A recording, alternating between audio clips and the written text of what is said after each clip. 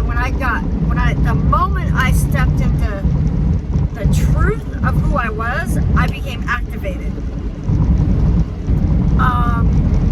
And I know that in order to come into that, you have, like, the different levels or stages that we go through, your heart has to actually carry the attributes and the spirit. You know, your inside has to really carry those virtues. And once you become activated, okay, so I'm gonna try not to talk about it in a way that is too out there. So, okay, I was trying to think back in my life about how I was, and, you know, because growing up, I knew I had to copy Christ. My heart had to be like his, like, I had to copy Christ, and that's what I did, no matter what. Like, even if I was doing something, I knew that I wasn't to complain about it. I just did it, and everything I did, I knew I had to, like, carry the love in my heart, because that's what Christ did, right? Because he carries that love in his heart. And so when I was younger, and I told myself at 8 years old, I had to copy him. I was like, I have to copy him, and I have to be like him. Now, not so much circumstances of life. I didn't really worry about that part of it. You know, life is life, and we're going to have ups and downs, and we're going to be who we are and how we are. But the virtues that truly come from within your heart is what really matters. And so I was trying to think of some of the ways and the things that I had done in life that I could share with people, so once they step into the truth of exactly who they are, how they would become instantly activated. Like, that light body activates, right? So, but you also have to have some knowledge and your belief in how you're thinking about who you are and who God is and all that. It comes into play, and it does dictate your destination. So we must know who we are. But anyway, some of the things I was trying to think back when I was younger, you know, what did I do? Because the moment I came upon the truth of who I really am, I was activated. And I was like, whoa, Nelly.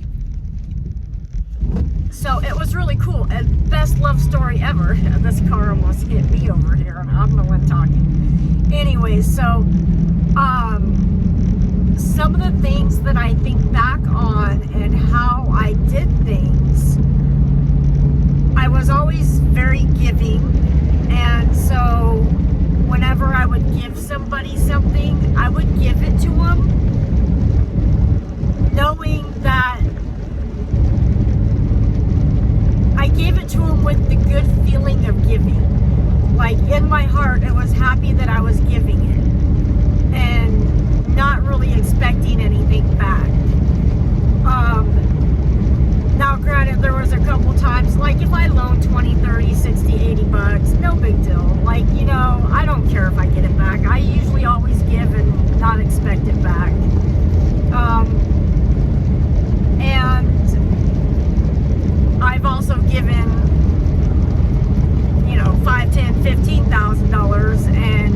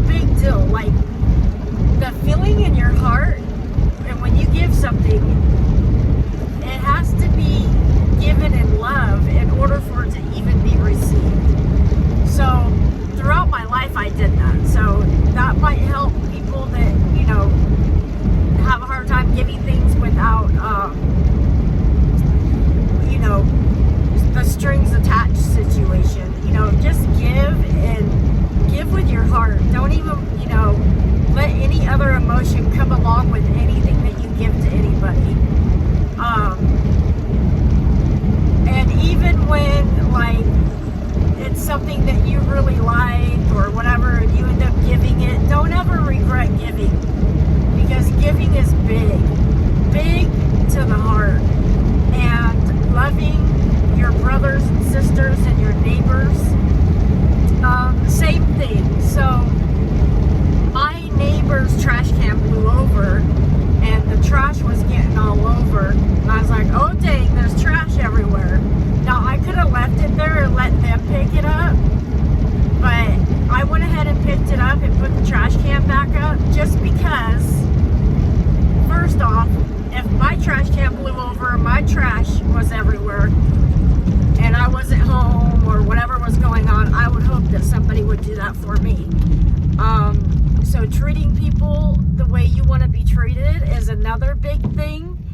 And with love, I mean, you know, you could correct people and, you know, be like, oh, I don't really agree with that. You know, you can agree to disagree and still be with a nice heart. So there's ways that you learn to talk about certain things without letting any anger or, you know, what's the word I'm looking for? Like when you disagree with something and you get a little stirred up, you know, and there's ways to go around that so you don't get stirred up when you're having a hot debate on something or that kind of thing. And so another thing that I was thinking back on was like when you clean things. Okay, well, I used to clean my house, and I used to clean with no complaints. So I try to do everything because I knew that all of it came from the heart. So I would clean, I would work, no matter what it was, without complaint, because we're supposed to work without complaint. So even if you don't like doing something, just tell yourself, oh, I love doing this, and then kind of change that attitude feeling in your heart, and you could actually overcome that feeling of, I don't like doing this stuff, blah, blah, blah, you know, whatever. So you overcome that feeling of not really wanting to do it, but if you change your thought on it, and you bring it to a love thought, like, oh, I just love doing the dishes, or I love laundry, and, you know, and then start doing it and do it with no complaint, the universe also works well with you when you do that. And